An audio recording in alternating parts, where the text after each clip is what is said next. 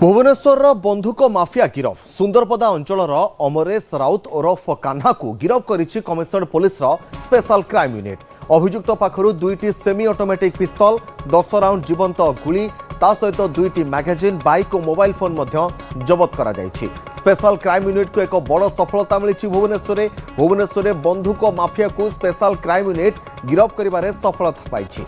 सुंदरपदा अंचल अमरेश राउत ओरफ कान्हा को गिरफ करिछि commissionerate police special crime unit. अभियुक्त पाखरु दुईटी सेमी ऑटोमेटिक पिस्तल 10 राउंड जीवंत गुली और दुईटी मैगजीन बाइक और मोबाइल फोन मध्य जबत करा जायछि। आ सहित ताकू पचराउचरा मध्य करा जाउछि ता सहित आउ किए सहयोगी रहिथिला ना नाही।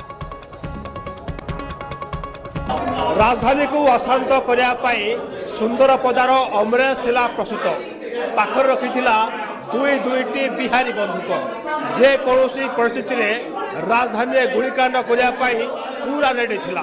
ता पूर्व अमरेश को मारी बसिला commissionerate police special crime unit. मो पाखरे ठिया होइतिबा मुहरे मुखा फेरितिबा ये होउची सुंदरपदार अमरेश ओरफ कान्हा। याको पुलिस एबे गिरफ करछि। या नारे सांघातिक अभियोग होउची जे राजधानी रे ए कुआडे बंधुक व्यापार करुथिला।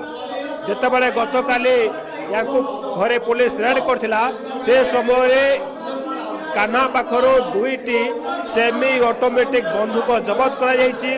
ता सहित 10टी जीवंत गुली दुईटी मैगजीन या सहित मोबाइल फोन। ये जो विजुअल आप देखुछंती जे किभଳି भाबरे बंधुक बिहार रुआड़े एठारे बिक्री करुथिला ताहार पूरा विजुअल आमे देखौछि।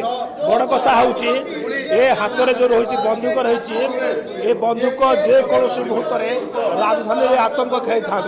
अपराधी हाथ में बंधुक रही विशेषकर अपराध घटाता पुलिस को चकमा दे था कि परवर्त मुहूर्त में पुलिस ए बंधुक सहित जीवंत गुली या सहित अभियुक्त अमरेश को एवं गिरफ कर सारी। बड़ कथा होउछि ये निजे बिहार जाई बंधुक आणुथिला ना या पाखो किए बंधुक जोगाउथिला ये कहा कहा को बंधुक दौला तेबे ठारो बंधुक व्यापार करुला ये तमाम दिग नहीं एवं अनेक किसी प्रश्न सामना आसूची। राजधानी बंधुक जबत होगा कथा नुआ नुहे।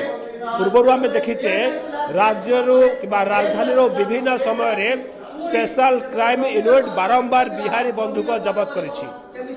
पुणी थरे तबले बिहारी बंधुक जबत होइछि एते परिमाण रे बंधुक आसुची कोठू किए एमानक बंधुक दउची एमानक पछरे किए रहिछि ए तमाम दिग नै एबे commissionerate police special crime unit खोलताड़ आरंभ करछि। भुवनेश्वर दीपक समल न्यूज 18 ओडिया।